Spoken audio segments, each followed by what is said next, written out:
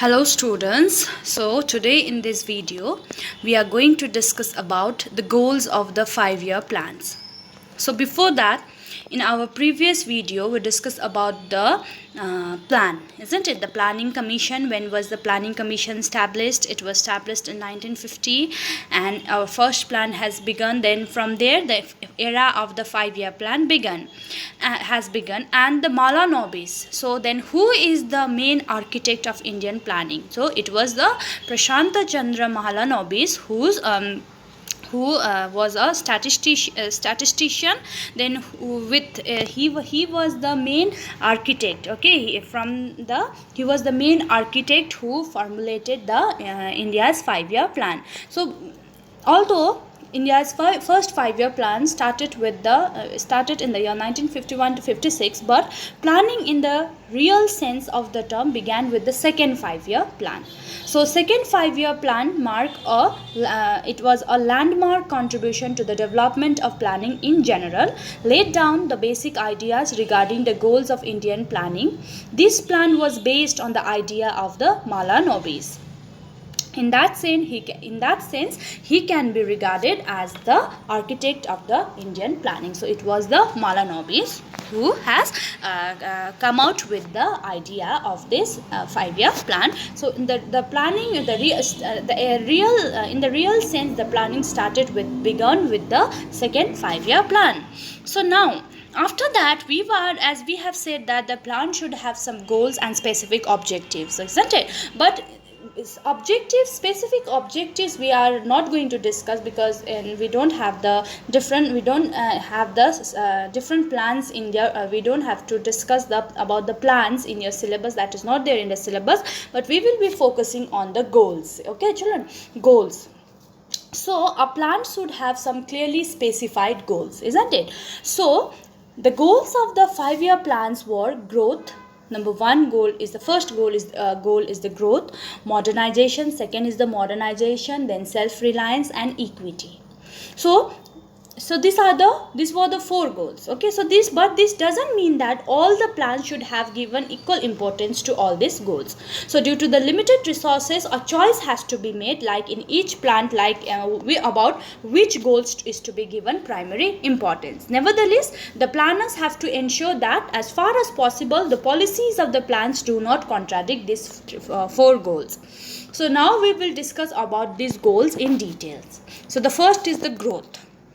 So whenever we are talking about growth, so growth refers to increase in the productive capacity to produce output of goods and services within the country, or it also implies either a larger stock of production or a productive capital, or the larger size of supporting services like transport, banking, or an increase in the efficiency of the productive capital, isn't it? So growth means that. However, when we are talking about economic growth, then economic growth is seen in terms of the GDP of the country, isn't it? Gross domestic product. Then GDP, as you all know, it is the market value of all final goods and services produced within a domestic territory during one particular year.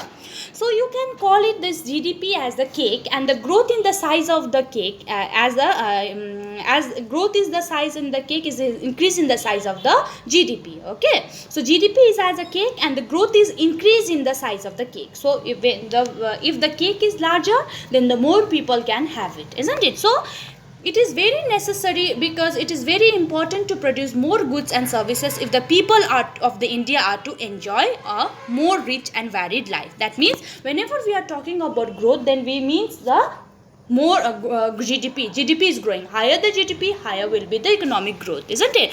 And as you know that the GDP of the country is derived from the 3 sectors: agriculture, industry and the service sector.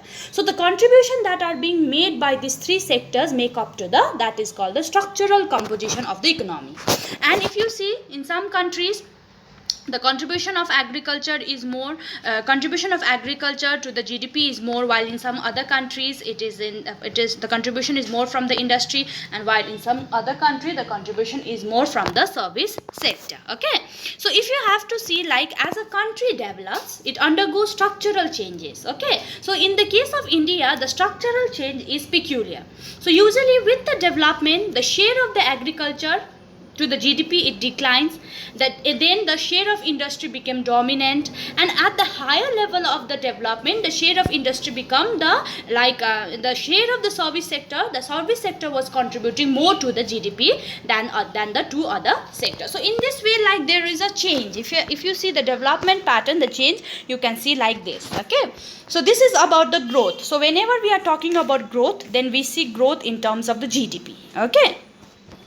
Another goal is the modernization. So modernization means, as you all know, to increase the production of goods and services using the modern technology, isn't it? Adopt the new technology. For example, a farmer can increase the output on the farm by using the new varieties of seeds instead of old ones. Similarly, a factory can increase its output by using the new type of machines, adoption of new technology. That is called modernization, isn't it? But however, whenever we are talking about modernization, it does not only mean the use of new technology, but it means that there has to have the change in the social outlook also. The way the people see, their thinking, their mindset should also, it has to be changed. So then only we can call it modernized in a true sense, isn't it? Like, as you all know that, like we in the traditional society, like, women are supposed to remain at home while men will go outside and work, isn't it? A modern society makes use of the talents of the women nowadays in the workplace. So women are entering the every fields, isn't it? So that means if we are modernizing, like modernize, that means the social outlook perspective has also to be changed. Not only the new technology, not only the adoption of new technology is modernization, but the social outlook has to be changed, isn't it? So then that way we can call it a true modernization in a true sense. Okay, so this is the second goal, modernization. And the third is the self-reliance. Self-reliance means self-dependent, isn't it? A nation can promote economic growth and modernization by using its own resources, or by using resources that is being imported from some other nation, isn't it?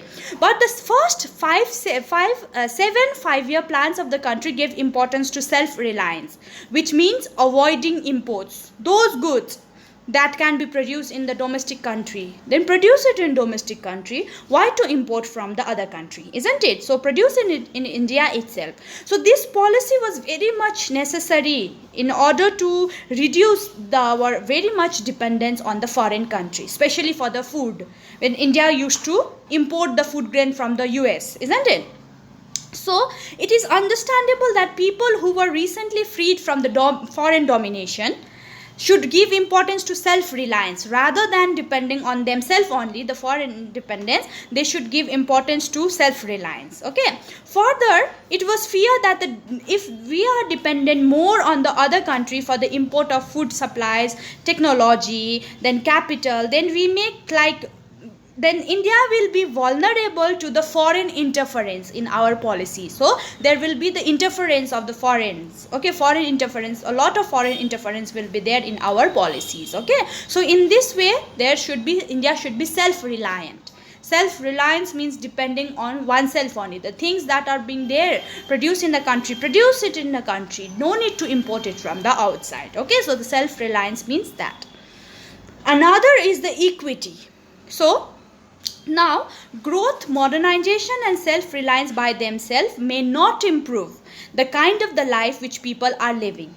A country can have high growth, okay, no doubt, the most modern technology, the most of its people, but still most of its people living in the poverty. So it is important to ensure that the benefits of economic prosperity reach the poor section, as well as that is being enjoyed by the rich people. Okay, so that means everyone should be treated in that way.